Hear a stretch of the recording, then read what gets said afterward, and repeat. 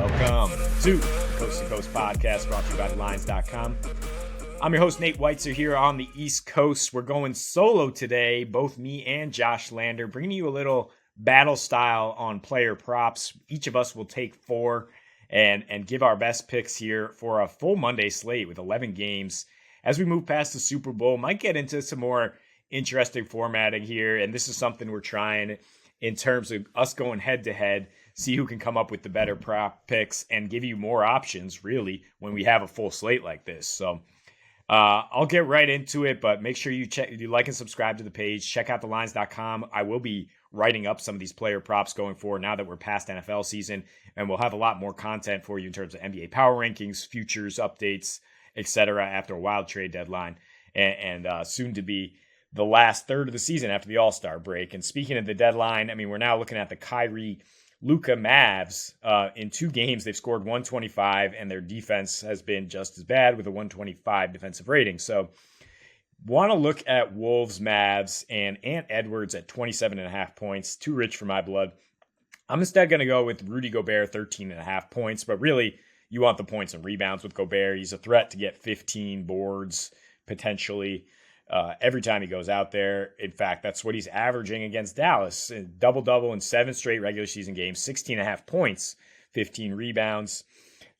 And now he's playing with Mike Conley instead of D'Angelo Russell. It appears to be part of the reason he was frustrated with D'Lo, or whatever reason the Wolves suddenly moved on from him. But he didn't have the same rapport with him as he did with Conley. In Utah last year, his last 17 with Conley and the Jazz, averaged 15.5 points and 15 rebounds. And, they were blown out in their debut together at Memphis. But I think this one has a chance to be a lot more exciting. I don't think the Mavs are running away from anybody because they can't defend. Dwight Powell and Christian Wood are going to be trying to hold it down low. I mean, Gobert went for 18 and 15 against that duo in December. Dallas has given up the 4th most rebounds to centers over their last 15 games. So it's another matchup where Rudy should gobble up misses. Even if, Dallas has heightened offensive efficiency here, there's still going to be plenty of misses for a team that shoots that many threes. So the first game of the night, Jazz Pacers. Like Collin Sexton here at 17.5 points or 4.5 assists is minus 108 at FanDuel. I think he probably goes over both of those. That's what he's averaging in the last 3 years since the Jazz shook things up at the trade deadline, moving Mike Conley, getting Russell Westbrook, who is still on ice and is probably not going to play for them at any point. I mean, Sexton averaging 20 points, 4 rebounds, 5.3 assists, playing 33 minutes per game, and shooting 56% from the floor, 42% from 3 on a 21% usage rate. So really trying to assert himself as a valuable rotation piece going forward, because that Jazz backcourt's getting crowded, or has been crowded all year. Now it's getting a little more open. It's an opportunity. So he was looking like a bright future guy in Cleveland, and then suddenly he was on ice early.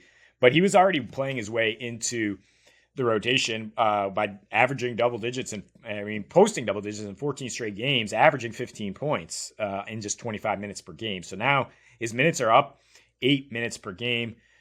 He's facing a Pacers team that plays with tremendous pace, that allows the 3rd most points per game and 5th most assists to shooting guards in the last 30 games here. His last 4 against the Pacers with Cleveland averaged 26 and 7 dimes in 36 minutes per game. So he's definitely capable of exploiting this matchup. The Pacers defensive guards are mostly rookies at this point, or Halliburton, who's concentrating on offense and is questionable tonight anyway. So looking for points in this one, and I think Sexton's a little undervalued.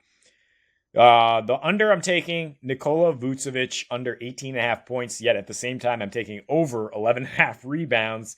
We got that right in terms of the mismatch in his last game against Brooklyn on Friday, because he had about 17 boards, 14 points to go just under the combined points rebounds, but he's a rebounding monster right now, and Orlando is such a poor shooting team that I do think he gets at least 12 boards, but I don't think his usage is going to be high enough for him to score 19. I know he did last time out against Orlando. He had 23. Both DeRozan and Levine had 32 against that team. I expect more of a slow, low-scoring game here in this one. He also had 29 points in his revenge debut against Orlando after getting moved. But in 5 other meetings with the Bulls against his former team, 15 points per game, shooting under 38% from the floor. Orlando is a team that's tough on centers. So number 7 in point paints allowed, second chance points, and top 5 in terms of allowing percentage of their points off threes. So I would expect the Bulls to be spreading it out a little bit more. Vooch can knock down outside shots, but his usage rate is just at 17% over his last 2. And we talked about why his numbers spiked in the 3 prior to that Brooklyn game. And I just don't think it's going to continue. I don't think he's going to see a huge usage rate here tonight against Orlando. Finally, our guy, Kenyon Martin Jr., KJ, who cruised past his prop the last time we took him. It's still 13.5 points. The odds are a little worse here.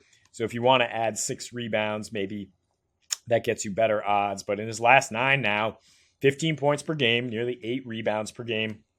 Last 3, he's up to 17 minutes per game, playing 17 points and playing 35 minutes, shooting 70% from the floor. The Rockets are playing much more of a conservative, interior-oriented style, especially without Kevin Porter Jr.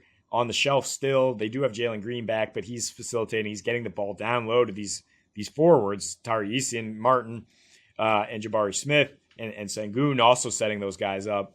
So there's been a lot of opportunities. Now Eric Gordon's gone, so that's another perimeter player gone. And Philly, we just don't see them take teams seriously when they're at home, when they're 15-point favorites like this. They lost to the Rockets a couple months ago in a similar spot. They give up the most points per game to power forwards in the last 30 there.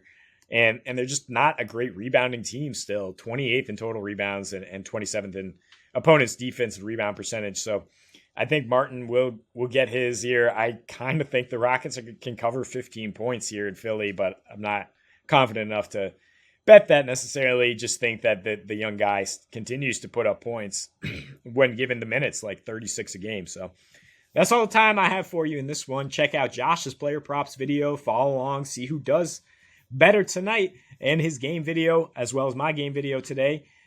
Check out thelines.com for all our content. Like and subscribe to the page. And until we see you next, happy betting.